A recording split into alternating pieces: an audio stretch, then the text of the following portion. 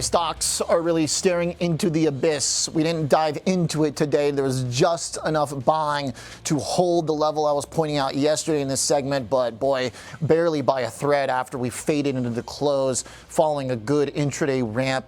Another bad look on the chart, another red candle. Here's the way the risk radar was coming into this.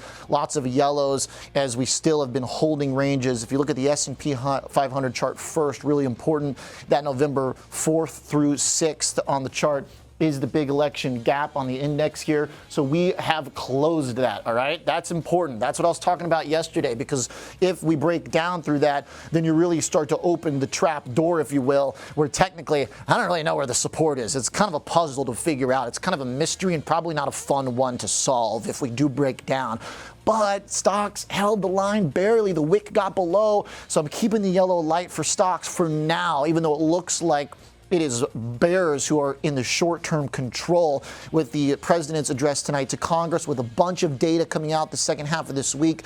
These things have to go well now. That's what the market is basically telling us when there are no buyers showing up and rallies are getting faded.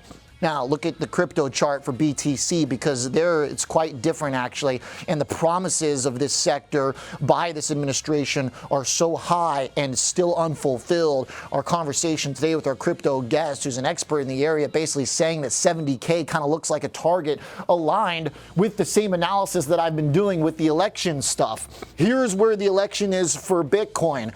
It's right, that big candle, and we are not there yet. So while stocks have closed the gap, and while Bitcoin's down more off the highs percentage-wise, it still has a lot of room just to get even with stocks. So unless there's going to be this week that crypto unveil that they're actually buying more coins, which it doesn't really sound like they're going to do. Again, I don't know, this is a bit riskier, but I believe the red light should be on crypto before it shows up on stocks, just because that gap is already there, meaning there is a big promise still baked into crypto. That means the risk for crypto is higher than stocks still, I believe, but they are kind of cut from the same cloth. The fact that stocks close that election gap, I think, means that crypto probably wants to as well, unless there is a big surprise, and that could be a binary thing. If indeed it turns out the government's going to buy cryptos, I doubt that's going to be in tonight's address, probably not, but that means that would be a big game changer, but it hasn't happened yet. So it looks more like the downside there, that crypto is kind of staring into the abyss too.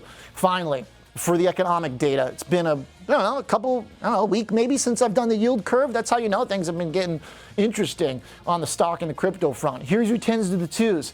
I kept saying earlier this year that you don't want to get too much contraction in the yield curve. What you do want is this. You do want the widening. You do want the steepening of the curve. Generally speaking, there's a lot of different ways the curve can go, but it's one of the higher ranking ones when it's steepening. It's one of the lower ranking versions and one of the more bearish indications of the curve when it gets crunched. I did like that we saw a little bit of steepening here today in the yield curve. That's helpful, I think, because it's starting to reorient some of the Fed expectations.